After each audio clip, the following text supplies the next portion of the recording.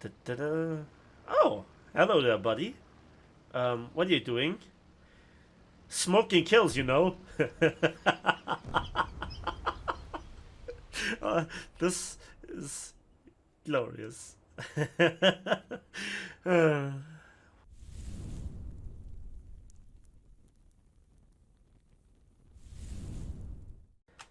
Hello, hello there, and welcome back to revisiting the SMS Bayern, the German super dreadnought that, when we last left it, which this scene is from, did things like this. Exploding to destroy a gunfire. Now, the SAP traveling on the water way too far has been apparently fixed, so now you die to Prince Eugen AP. And there is more.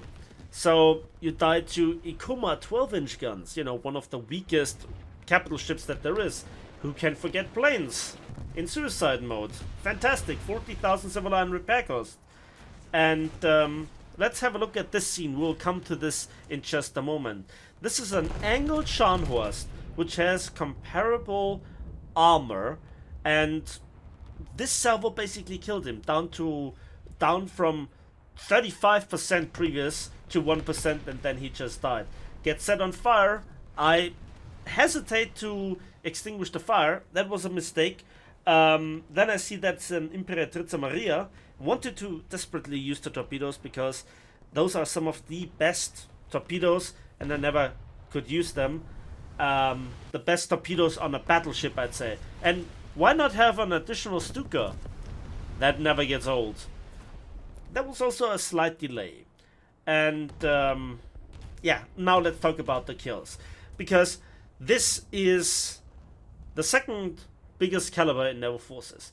Basically 15-inch guns, 380 versus the Hood's 381mm, but hey, who's counting? And they really need to kill, and they do sometimes. And it's an Patrizka Comuna that I just killed, and those are cruisers that I'm firing 15-inch SAP rounds at, rather close range. So yeah, that's a given, killing cruisers. We'll come to this in just a moment. Why not have another cruiser? And then there are multiple torpedoes. Now those are actually strong torpedoes, but they are on the surface. So I eat 3 of them, and it's manageable, the flooding, because they detonated on the main armor belt, which is really strong. And as you can see, I'm repairing the flooding, no problem. So the Bayern is really a mixed bag, and obviously I'm showing you here the highlights. And that is a bit deceiving, but because overall this ship is really frustrating at times. When at range you just don't have the precision, your shells are too long in the air, so you also have to fight the rangefinder, because you know you are lobbing the shells compared to the Kronstadt's 12-inch guns, which are just absolute fantasy guns. And in this battle, this guy gave me multiple assists. He duked it out with multiple battleships that were focusing on him, and I was support, but here we actually killed the Pittsburgh with a half salvo, which was great. Now, this is the first SAP salvo that I'm shooting at the HMS Dreadnought, I guess, after multiple AP shells, salvos that did basically nothing. And yeah, it is just one of those things where then all of a sudden it dies to the SAP, whereas the AP just doesn't seem to pen, or it doesn't seem to ignite properly. Again, at Pittsburgh, the AP is so strange. Sometimes when you shoot at a broadside, it just doesn't do anything, but angled cruisers really suffer from this. The SAP is much more reliable, but it just doesn't have the oomph of the Imperatrice Marias, or basically all the Russian 12-inch guns. It doesn't have the oomph of the 14-inch guns from the Huger, basically. It's still not weak, but it feels not as oomphy. This is like a...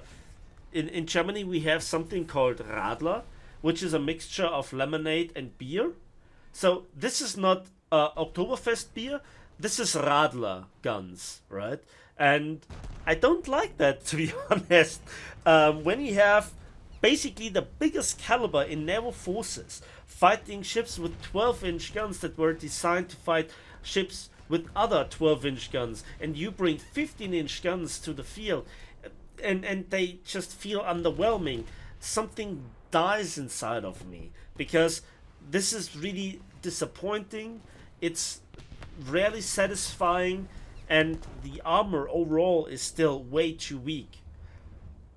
This ship is not overpowered, it's far from it. It's strong versus the right opponents, but yet weak. And I think that this is adding a lot to the frustration I had in this. I'm halfway through the grind to it via the test drive and the talisman, and I really didn't have all that many problems with other ships. Yes, the US battleships, they were weak, but look at this. With AP at this range, he did much more damage, and I was lucky to hit his ammo rack. And that was a Wyoming. Even Scharnhorst deal a lot of damage. And the funny thing is, you would say, well, angling solves this clearly, but it very often makes it worse, especially when people shoot SAP at you. And I think that one major problem with the armor layout is not that it's a distributed armor scheme. That's actually an advantage usually in War Thunder, because you also get shelled by cruisers, etc. But it's really that you only have a 30mm deck plating. You have multiple of them, but it's not really holding back shells apparently, or the splash, shrapnels, whatever. And this final scene just shows you the awkwardness of the AP. This is an Iron Duke that I'm shooting. I also hit the Admiral Hipper in the front, but it's the Iron Duke. And I already cut out 3, 4, 5 salvos, and the rest of the videos I'm shelling this guy with AP at 10 kilometers. You might say that's a testimony to the armor of the Iron Duke, and yes, it's a really good ship, but if he shoots back with its 13.5-inch guns, I would receive significantly more damage. And I think that it's not adding up. The statistics, the numbers, the penetration values from enemy shells to your armor and from your guns to enemy armor, they don't add up. This feels nerfed. This feels held back. This feels like it should feel or would feel the patch after the release patch, when then Gaijin realizes, oopsie, it's too strong, we need to nerf it. But this is the status at release. So I'm not feeling it. I'm absolutely not feeling it with this ship. I don't get the strong Hugo vibes. I don't get Imperatrice Maria vibes. And yeah, this is also not as strong as the Hood. The Hood is more in the region of the Bayern with its feel for the few battles that I've played it. Also not as hefty and oomphy, but I just want to compare it that when in the last patch the Japanese battle cruiser saw the light of day, you know, basically equipped with Hugo guns, the Congo felt really powerful, and also angling it felt really strong.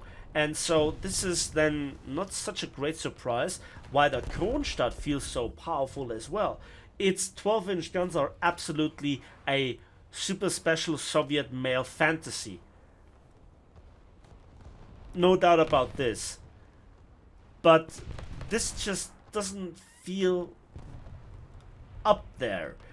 I cannot imagine that, not just by the penetration, but also by the bursting charge, that 15-inch guns should be that weak, especially when you fight ships of the same era that don't have those big guns. I just can repeat myself here. It feels underwhelming, it feels nerfed, it feels weak in terms of armor. It has no AI by default, so planes are an absolute menace.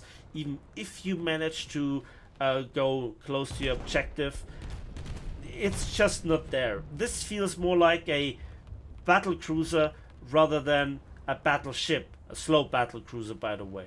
And again, I wanted to use those torpedoes because they might be, when it comes to battleships, good ones. You have 20 of the H/8, and they have 14 kilometers range with 56 kilometers per hour, and you even have a torpedo mod where they go 67 kilometers per hour for 6 kilometers. And the warhead should be good enough to crack the torpedo defense system of heavy cruisers with nearly 270 kilograms. It's not amazing, it's not outstanding, it's not long lances, but for battleships, aside from the Scharnhorst obviously, they should be really great. You have 20 of them, but you have them in 5 launch tubes, and though they are fixed.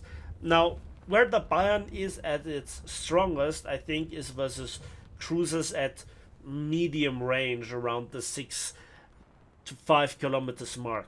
But again, saying that just shows you how weak the guns feel. Because with the Hugo, I just would blast them from 10 kilometers away.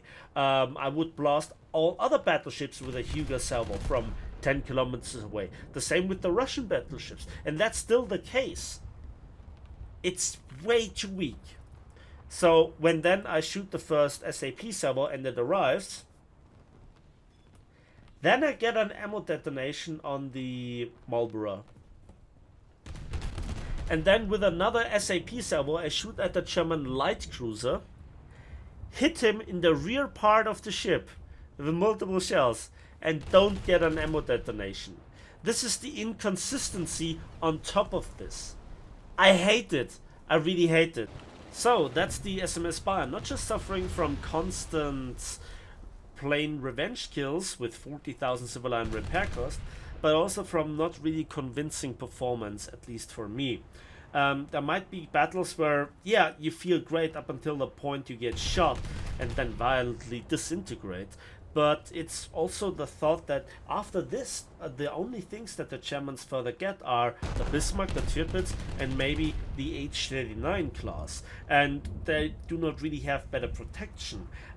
So I'm not really looking into the future with great anticipations for more German things to come. And a lot of other nations are not there when it comes to caliber, where the Bayern right now is together with the Hood. So, yeah, this is not really all that great. Naval Forces is a mess, but this ship should be on top of the pile, but it's rather on the smelly side. So that's it for me today. Thanks for watching and thanks for listening, and we'll see each other on the ways of War Thunder.